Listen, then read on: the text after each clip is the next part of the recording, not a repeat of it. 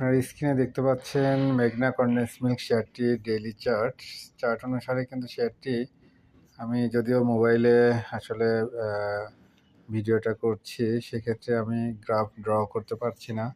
আপনারা দেখতে পাচ্ছেন শেয়ারটি কিন্তু ডাউন ট্রেন্ডের চ্যানেল ব্রেক করেছে এবং রিসেন্ট একটা রেসিস্ট্যান্স রয়েছে 29 টাকা লেভেলে, সেই লেভেলের খুবই কাছাকাছি রয়েছে।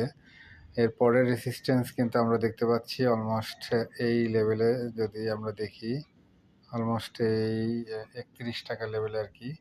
অর্থাৎ এই লেভেলটা পার করতে পারলে, 31 টাকা পার করতে পারলে সে কিন্তু তার 33-34 টাকার লেভেল কিন্তু যাওয়ার চান্স রয়েছে। এক্ষেত্রে শেয়ারটির সবচেয়ে ইম্পর্টেন্ট যে বিষয় আমরা দেখতে পাচ্ছি, নিচে ভলিউম চার্টে আমরা দেখতে পাচ্ছি যে ভলিউমের বারগুলো কিন্তু সবই গ্রিন ক্যান্ডেলে। আমরা এটা দেখতে পাচ্ছি যে 2023-এর মাঝামাঝি থেকেই যতগুলো লেনদেন হয়েছে সব লেনদেনগুলোই কিন্তু গ্রিন ক্যান্ডেলের মাধ্যমেই লেনদেন, অর্থাৎ বায়ার কিন্তু সেলারের চেয়ে অনেক বেশি স্ট্রং এই শেয়ারে। হ্যাঁ, সেক্ষেত্রে শেয়ারটি দীর্ঘদিন কিন্তু আপট্রেন্ডে রয়েছে এবং তার মুভমেন্ট কিন্তু খুব বেশি দেখা যায়নি বা চোখে পড়েনি।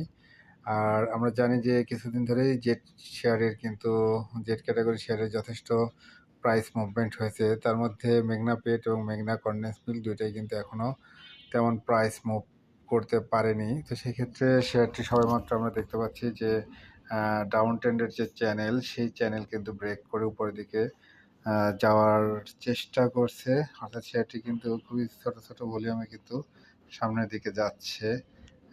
তো সেক্ষেত্রে শেয়ারটি কিন্তু ভালো করার যথেষ্ট চান্স রয়েছে আর কি। সবাই শেয়ারটি অবশ্যই অবজারভেশনে রাখতে পারেন। সবার জন্য শুভকামনা থাকলো। আসসালামু আলাইকুম।